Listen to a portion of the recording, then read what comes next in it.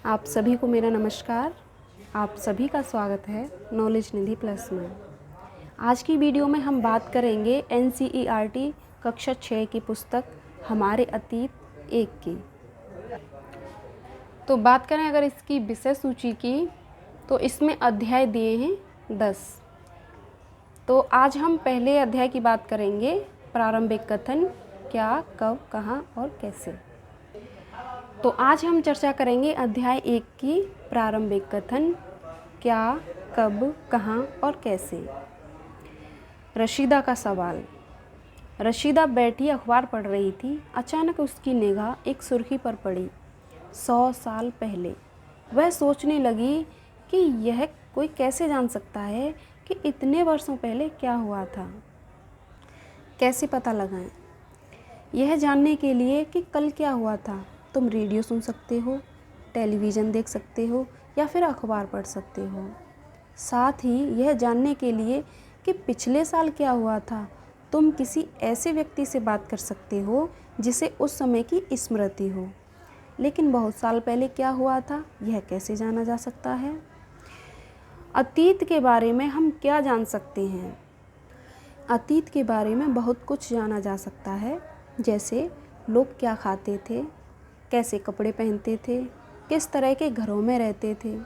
हम आखेटकों यानी शिकारियों, पशुपालकों, कृषकों, शासकों, व्यापारियों, पुरोहितों, शिल्पकारों, कलाकारों, संगीतकारों या फिर वैज्ञानिकों के जीवन के बारे में जानकारियाँ हासिल कर सकते हैं। यही नहीं, हम यह भी पता कर सकते हैं कि उस समय बच्चे कौन से खेल खेलते थे, कौन सी कहानियाँ सुना करते थे, कौन से नाटक देखा करते थे या फिर कौन कौन से गीत गाते थे। लोग कहाँ रहते थे? मानचित्र 1 में नर्मदा नदी का पता लगाओ। तो चलिए देखते हैं नर्मदा नदी। यह है आपका मानचित्र 1। इसमें आप ढूंढेंगे नर्मदा नदी कहाँ पर है। देखिए, ये है दिशा नॉर्थ यानी उत्तर दिशा है, और ये है दक्षिण, ये है पूर्व दिशा और ये है पश्चिम दिशा। तो नर्मदा नदी आपकी मिलती है ये यहाँ पर बीचों बीच मध्य में। ठीक, कई लाख वर्ष पहले लोग इस नदी के यानी नर्मदा नदी के तट पर रह रहे हैं।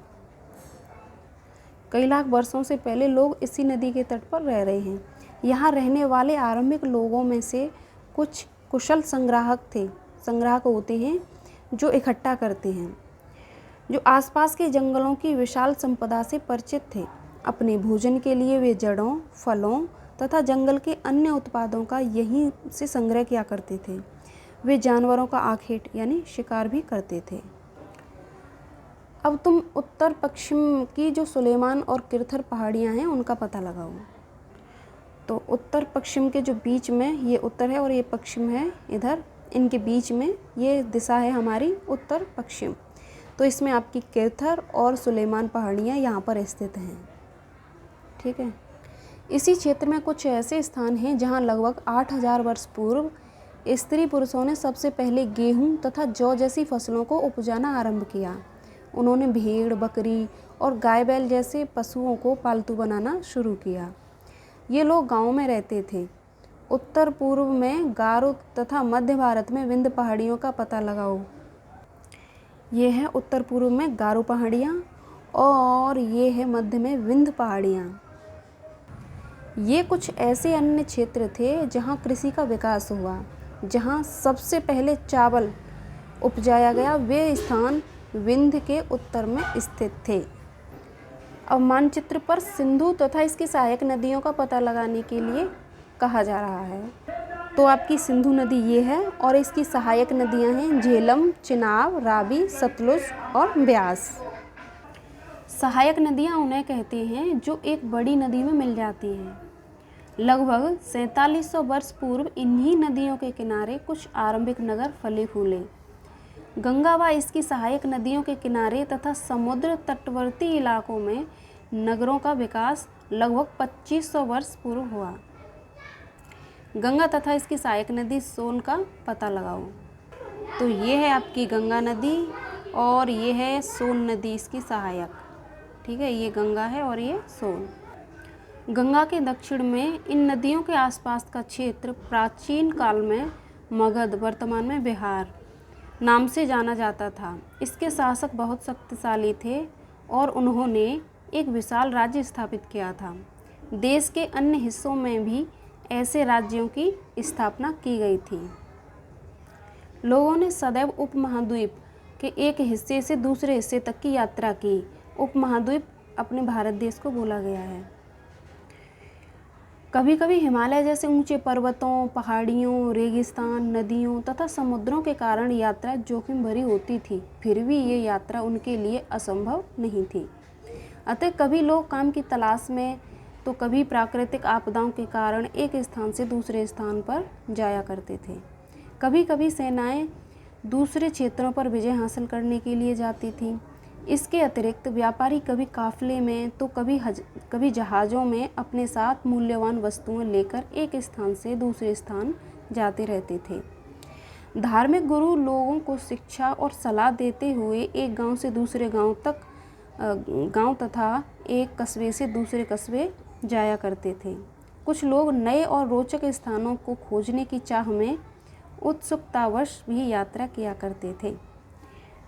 इन सभी यात्राओं से लोगों को एक दूसरे के विचारों को जानने का अवसर मिला। आज लोग यात्राएं क्यों करते हैं? एक बार फिर से मानचित्र 1 को देखो। पहाड़ियाँ, पर्वत और समुद्र इस उपमहाद्वीप की प्राकृतिक सीमा का निर्माण करते हैं। चलिए देखते हैं। देखिए, ये हिमालय है, पर्वत हैं, ये पहाड़ियाँ हैं, गारो पहाड़ियाँ, और देखिए इधर किरथर सुलेमान की पहाड़ियाँ हैं, और इधर ये समुद्र है। इस तरह से ये प्राकृतिक सीमा बनाते हैं। इधर बंगाल की खाड़ी यानी समुद्र का ही घिरा हुआ ये पूरा क्षेत्र है। तो इधर पहाड़ियाँ, पर्वत, इस तरह से इसकी प्राकृतिक सीमा बनी हुई है। हालांकि लोगों के लिए इन सीमाओं को पार करना आसान नहीं था। जिन्होंने ऐसा चाहा वे ऐसा कर सके। वे पर्वतों की ऊंचाई को छू सके तथा गहरे समुद्रों को पार कर सके। उपमहाद्वीप के बाहर से भी कुछ लोग यहाँ आए और यहीं बस गए। लोगों के इस आवागमन ने हमारी सांस्कृतिक परंपराओं को समृद्ध किया। कई सौ वर्षों से लोग पत्थर को तराशने, संगीत रचने और यहाँ तक कि भोजन बनाने के नए तरीकों के बारे में एक दूसरे के विचारों को अपनाते रहे हैं। यहाँ कुछ महत्वपूर्ण जानकारी दी गई है। मानचित्र 1, दक्षिण एशिया, आधुनिक भारत। दक्षिण एशिया में कौन कौन से देश आ रहे हैं? आधुनिक भारत, पाकिस्तान, बांग्लादेश, नेपाल, भूटान और श्रीलंका। और अफ़गानिस्तान, ईरान, चीन तथा म्यांमार आदि पड़ोसी देशों को दर्शाता है। दक्षिण एशिया एक महाद्वीप से छोटा है, लेकिन विशालता तथा बाकी एशिया से समुद्रों, पहाड़ियों तथा पर्वतों से बटे होने के कारण इसे प्राय उपमहाद्वीप कहा जाता है। देश के नाम। अपने देश के लिए हम प्राय इंडिया तथा भारत जैसे नामों का प्रयोग करते हैं। इंडिया शब्द इंडस से निकला है, जिसे संस्कृत में सिंधु कहा जाता है। अपने एटलस में ईरान और यूनान का पता लगाओ। लगभग 2500 वर्ष पूर्व उत्तर पश्चिम की ओर से आने वाले ईरानियों और यूनानियों ने सिंधु को हिंदोस अथवा इंदोस और इस नदी के पूर्व में जो स्थित भूमि प्रदेश है उसे इंडिया कहा। भरत नाम किसके लिए प्रयोग होता था? भरत नाम का प्रयोग उत्तर पश्चिम में रहने वाले लोगों के एक समूह के लिए किया जाता था। इस समूह का उल्लेख संस्कृत की आरंभिक यानी 3500 वर्ष पुरानी कृति ऋग्वेद में भी मिलता है। ठीक है, भारत का जो उल्लेख है, भारत शब्द का, इसका उल्लेख संस्कृत की आरंभिक कृति ऋग्वेद में मिलता है। बाद में इसका प्रयोग देश के लिए होने लगा। अतीत के बारे में कैसे जानें? देखिए, यहाँ पर भी एक जानकारी है। ताड़पत्रों से बनी पांडुलिपि का एक पृष्ठ, ये पांडुलिपि है और ये ताड़पत्रों पर लिखी गई एक लिपि है, यानी पांडुलिपि है। यह पांडुलिपि लगभग 1000 वर्ष पहले लिखी गई थी। किताब बनाने के लिए ताड़ के पत्तों को काटकर उनके अलग अलग हिस्सों को एक साथ बांध दिया जाता था। भुर्ज पेड़ की छाल से बनी ऐसी ही एक पांडुलिपि को तुम यहाँ देख सकते हो। तो ये बुर्ज के पौधे से जो बनाई गई है पांडुलिपि वो यहाँ पर दर्शाई गई है। अब बात करेंगे अतीत के बारे में कैसे जानें। अतीत की जानकारी हम कई तरह से प्राप्त कर सकते हैं। इनमें से एक तरीका अतीत में लिखी गई पुस्तकों को ढूंढना और पढ़ना है। ये पुस्तकें हाथ से लिखी होने के कारण पांडुलिपि कही जाती थी। अंग्रेजी में पांडुलिपि के लिए प्रयुक्त होने वाला जो शब्द है वो है मैन्यूस्क्रिप्ट शब्द। ये शब्द लैटिन शब्द मैनू जिसका अर्थ है हाथ, इससे निकला है। ये पांडुलिपियाँ प्राय ताड़पत्रों तथा हिमालय क्षेत्र में उगने वाले भुर्ज नामक पेड़ की छाल से विशेष तरीके से तैयार भोजपत्र पर लिखी मिलती हैं।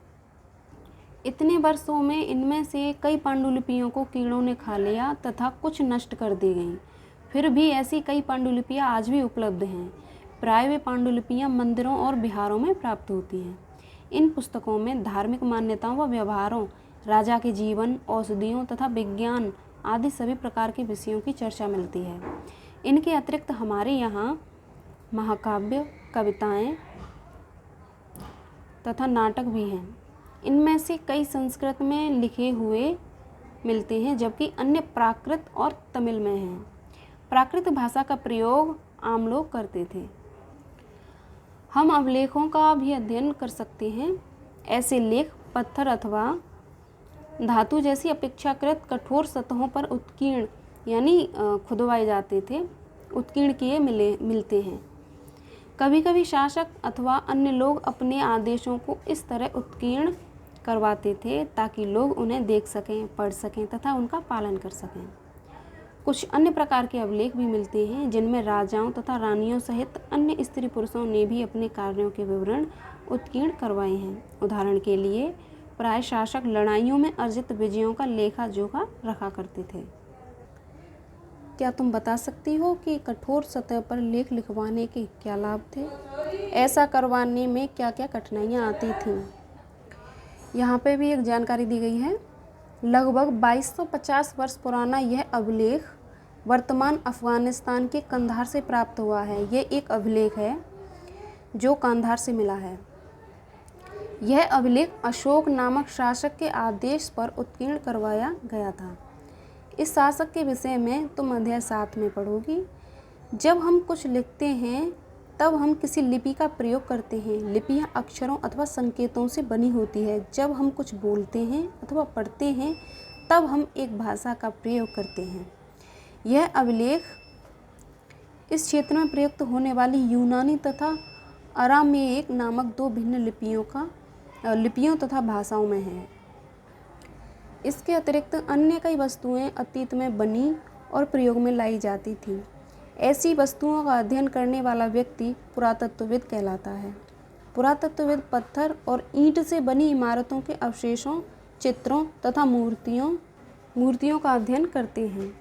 वे औजारों, हथियारों, बर्तनों, आभूषणों तथा सिक्कों की प्राप्ति के लिए छानबीन तथा खुदाई भी करते हैं। इनमें से कुछ वस्तुएं पत्थर, पकी मिट्टी तथा कुछ धातु की बनी हो सकती हैं। ऐसे तत्व कठोर तथा जल्दी नष्ट न होने वाले होते हैं। जैसे यहाँ पर ये बर्तन दिखाया गया है, मिट्टी का कितना सुंदर बर्तन है, और इधर ये सिक्के दिखाए गए हैं। तो आप देख सकते हैं बाएं एक प्राचीन नगर से प्राप्त हुआ पात्र। ये प्राचीन नगर से एक ये पात्र है जो मिला है। इस तरह के पात्रों का प्रयोग 4700 वर्ष पूर्व होता था। और दाएं एक पुराना क्या है, सिक्का, जो कि चांदी का है। इस तरह के सिक्कों का प्रयोग लगभग 2500 वर्ष पूर्व होता था। हमारे द्वारा आज प्रयोग में आने वाले सिक्कों से यह सिक्का कैसे भिन्न है, तो इसको मिलान करके देख सकते हैं कितना अलग है। पुरातत्वविद जानवरों, चिड़ियों तथा मछलियों की हड्डियां ढूंढते हैं। इससे उन्हें यह जानने में भी मदद मिलती है कि अतीत में लोग क्या खाते थे। वनस्पतियों के अवशेष बहुत मुश्किल से बच पाते हैं। यदि अन्न के दाने अथवा लकड़ी के टुकड़े जल जाते हैं तो वे जले हुए रूप में बचे रहते हैं। क्या पुरातत्वविदों को बहुधा कपड़ों के अवशेष मिलते होंगे? पांडुलिपियों, अभिलेखों तथा पुरातत्व से ज्ञात जानकारियों के लिए इतिहासकार प्राय स्रोत शब्द का प्रयोग करते हैं। इतिहासकार उन्हें कहते हैं जो अतीत का अध्ययन करते हैं। स्रोत के प्राप्त होते ही अतीत के बारे में पढ़ना बहुत रोचक हो जाता है, क्योंकि इन स्रोतों की सहायता से हम धीरे धीरे अतीत का पुनर्निर्माण करते जाते हैं। अतः इतिहासकार तथा पुरातत्वविद उन जासूसों की तरह है जो इन सभी स्रोतों का प्रयोग सुराग के रूप में कर अतीत को जानने का प्रयास करते हैं। अब बात करेंगे हम अतीत एक या अनेक। क्या तुमने इस पुस्तक की शीर्षक हमारे अतीत पर ध्यान दिया है? यहाँ अतीत शब्द का प्रयोग बहुवचन के रूप में किया गया है। ऐसा इस तथ्य की ओर ध्यान दिलाने के लिए किया गया है कि अलग अलग समूह के लोगों के लिए इस अतीत के अलग अलग मायने थे। उदाहरण के लिए पशुपालकों अथवा कृषकों का जीवन राजाओं तथा रानियों के जीवन से तथा व्यापारियों का जीवन शिल्पकारों के जीवन से बहुत भिन्न था। जैसा कि हम आज भी देखते हैं, उस समय भी देश के अलग अलग हिस्सों में लोग अलग अलग व्यवहारों और रीति रिवाजों का पालन करते थे। उदाहरण के लिए आज अंडमान जो द्वीप है, इसके अधिकांश लोग अपना भोजन मछलियाँ पकड़कर, शिकार करके तथा फल फूल के संग्रह द्वारा प्राप्त करते हैं। इसके विपरीत शहरों में जो रहते हैं लोग, वो लोग खाद्य आपूर्ति के लिए अन्य व्यक्तियों पर निर्भर करते हैं। इस तरह के भेद अतीत में भी विद्यमान थे। इसके अतिरिक्त एक अन्य तरह का भेद है। उस समय शासक अपनी विजयों का लेखा जोखा रखते थे। यही कारण है कि हम उन शासकों तथा उनके द्वारा लड़ी जाने वाली लड़ाइयों के बारे में भी काफ़ी कुछ जानते हैं, जबकि शिकारी, मछुआरे, संग्राहक, कृषक तथा पशुपालक जैसे आम आदमी प्राय अपने कार्यों का लेखा जोखा नहीं रखते थे। पुरातत्व की सहायता से हमें उनके जीवन को जानने में मदद मिलती है। हालांकि अभी भी इनके बारे में बहुत कुछ जानना शेष है। तिथियों का मतलब। अगर कोई तुमसे तिथि के विषय में पूछे तो तुम शायद उस दिन की तारीख, माह, वर्ष जैसे कि 2000 या इसी तरह का कोई और वर्ष बताओगी। वर्ष की यह गणना ईसाई धर्म प्रवर्तक ईसा मसीह के जन्म की तिथि से की जाती है। अतः 2000 वर्ष कहने का तात्पर्य ईसा मसीह के जन्म के 2000 वर्ष के बाद की बात से है। ईसा मसीह के जन्म के पूर्व की सभी तिथियां ईसा पूर्व यानी ईसा से पहले के रूप में जानी जाती हैं। इस पुस्तक में हम 2000 को अपना आरंभिक बिंदु मानते हुए वर्तमान की पूर्व तिथियों का उल्लेख करेंगे। इतिहास और तिथियां। अंग्रेजी में BC, हिंदी में ईसा पूर्व का तात्पर्य बिफोर क्राइस्ट यानी ईसा पूर्व से होता है। कभी कभी तुम तिथियों से पहले AD, हिंदी में ईसवी लिखा पाती हो। यह एनो डोमिनी नामक 2 लैटिन शब्दों से बना है तथा इसका तात्पर्य ईसा मसीह के जन्म के वर्ष से है। कभी कभी AD की जगह CE तथा BC की जगह BCE का प्रयोग होता है। तो जो CE है, इन अक्षरों का प्रयोग होता है कॉमन एरा तथा BCE का होता है बिफोर कॉमन एरा। और हम इन शब्दों का प्रयोग इसलिए करते हैं क्योंकि विश्व के अधिकांश देशों में अब इस कैलेंडर का प्रयोग सामान्य हो गया है। भारत में तिथियों के इस रूप का प्रयोग लगभग 200 वर्ष पूर्व आरंभ हुआ था। कभी कभी अंग्रेजों के BP अक्षरों का प्रयोग होता है, जिसका तात्पर्य होता है बिफोर प्रेजेंट, वर्तमान से पहले। तो ये था आपका अध्याय 1। अब अगले वीडियो में हम बात करेंगे अध्याय 2 की। नमस्कार।